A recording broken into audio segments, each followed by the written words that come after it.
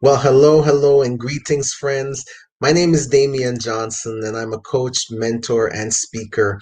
And yesterday, I launched a new teaching on the topic of regaining focus.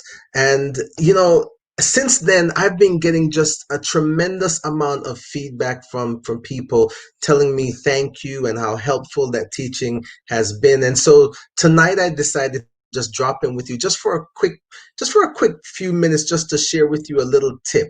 Because the truth is that when you think about the goals and the expectations that you had coming into 2020, and when you compare that to where you are today, if you find that you're off track, there's a better than average chance that you can trace it to broken focus.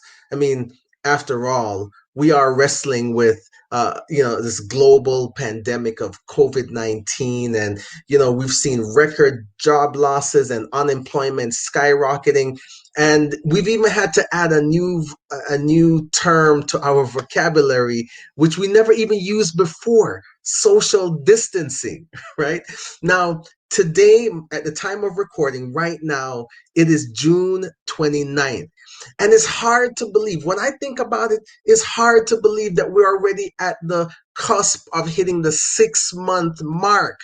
6 months of the year have already elapsed, right? And so, no matter where you are, I just want to encourage you that this is the time. We're at the halfway mark. This is the time for you to really begin to push toward your goals for the remaining 6 months. And it's time for you to regain your focus. You know, I have a 21-year-old son, and his name is Ajani. And when Ajani was little, and he got old enough. When he was little, I had him playing flag football. And when he got old enough, he said, "Dad, I really, really, really want to play tackle football." Right? And so I put him into Pop Warner football. They played for the Derrida Redskins. And one of the things I loved about the way the coaches managed the team was that at the end of the football game, win or lose, no matter what the outcome was, they would always say, "Ball it up and toss it out," right? Ball it up and toss it out. So that means that no matter what the result is, forget about it. Let's move forward. My mentor, John Maxwell, says it this way: yesterday ended last night. And that's what I want you to think about, that no matter where you are, whatever you've accomplished, whatever, maybe some things have gone by the wayside for you, but you can still achieve your goals. And you should know that in order for you to achieve those goals, it's going to take your focus. Remember, where your focus goes, your energy flows. And so tonight, I just wanted to drop in with you and just give you just a quick tip. I won't be long, just a couple of minutes on just one strategy, one thing that you can do right now to regain your focus. And here is what it is. Here's the subject of tonight's message. It is simply that to conquer your clutter. Conquer your clutter. That's all I'm talking about tonight, and I promise you, this will probably be about 5 minutes. Okay, so when you take a look at studies on productivity, it shows that many of these studies will show that your productivity will decline if you're in an atmosphere that's filled with stuff, right? We already know that a cluttered mind has trouble focusing, right? And it's tough to think clearly. It's really hard to think clearly when you have a lot going on in your thoughts. But did you realize that the clutter around you can actually affect you in very much the same way? Think about it like this, right? Having a cluttered desk makes it harder for you to find the materials you need to work, right? And worse, that can lead to you having all kinds of unfinished projects, and you'll have sticky notes all over the place. And these things, what they serve to do is that they steal your attention from what you're really working on. And if you're going to accomplish your goals, you got to have your focus. So you can't afford for your attention to be stolen away. One of my favorite preachers, Dr. Lance Watson, said it this way in a sermon, and it stuck in my mind, and I've never forgotten it since. Here's what he said. He said, "Cluttered spaces lead to cluttered thinking, lead to cluttered spirits, and an undisciplined life. Cluttered spaces leads to cluttered thinking, leads to cluttered spirits, and an undisciplined life. Can drop the mic on that one, right? So what I want you to talk to you about today is that if you are going to regain your focus, you simply must gotta eliminate the distractions, right? A cluttered room is a constant set of distractions. And at the end of the day, that clutter is just screaming at you for you to stop what you're doing so that you can start to deal with it. And so it's an energy leak. And I don't know about you, I'm a high energy person, but I don't have enough energy to be leaking any of it because I need all of it to accomplish the goals that I came into 2020 with. So if you want to improve your focus, one of the most practical things that you can do, my friends, is to just stop right now and take a simple self-appraisal of your habits of organization. So take a look at what is your system? Do you have a system to organize yourself? Take a look at what habits that you've fallen into, right? Now, let me just kind of give you a couple of symptoms of a disorganized life, right? So for me, when I slip into disorganization, it shows up on my desk. My desk begins to take on a cluttered appearance, and it's the same thing with my dresser. In fact, every single horizontal surface that's in the path of my daily travel becomes littered and cluttered with stuff on some level. When I'm in a place of disorganization, it shows up in the condition of my car.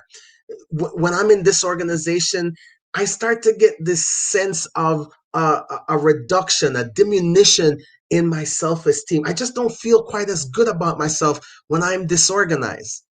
Sometimes it shows up as a series of maybe forgotten appointments or messages I haven't responded to, or and even worse, deadlines that you can begin to miss, right? When it comes to personal finances, disorganization shows up as debt because you don't have a way to keep your money and your bills organized, right? So another thing to think about is that when I'm in a place of disorganization, I have a tendency to invest my energy in unproductive tasks. And we all know that there's a difference between being busy and being productive, don't we?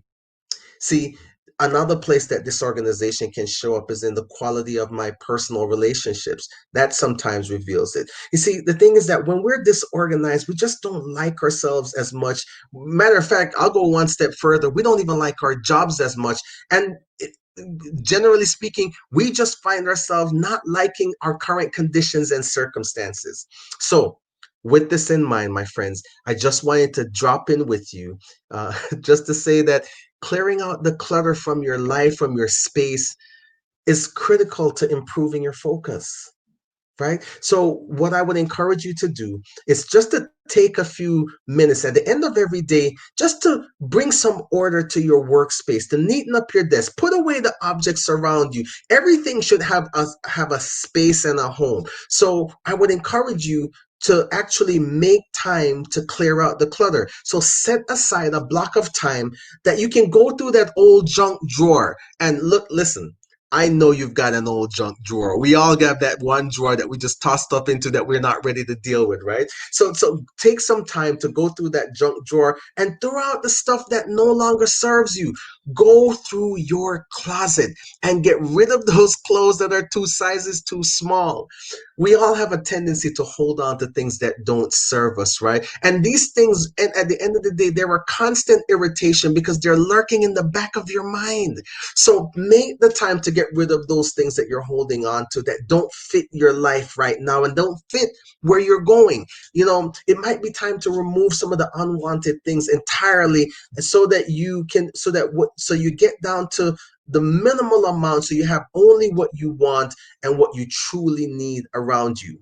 You know, I have a beautiful wife. God has blessed me. So I have a wonderful, wonderful wife. And we try to function as a team. And so we have a process that we call make a stand. So there are times when like you and like most normal people, we get busy. We've got three, we've got two small children, a 2-year-old girl, a 4-year-old girl, and now we have an infant baby boy, right? And so in the busyness of life, sometimes we get cluttered. I mean, it's natural, right? And so when we start to see clutter creeping up, what we say to each other is that we'll say, babe, it's time to make a stand. And then we'll take 15 to 20 minutes and we'll just work together as a team to knock out a specific area of our home, to bring order and to get rid of the clutter. When we do it together, it gets done faster. And you know what happens? When we're done, we feel so much better about ourselves. We really do. So I want you to think about this. Just imagine the difference it would make if you allocated a block of time. What if you allocated a block of time to just focus on one small area and just clean out the clutter there? It could be a specific area of your home or a specific area of your workspace, but I bet that when you're done, you're going to find that you have a boost of energy. You certainly will have peace of mind. And you know what?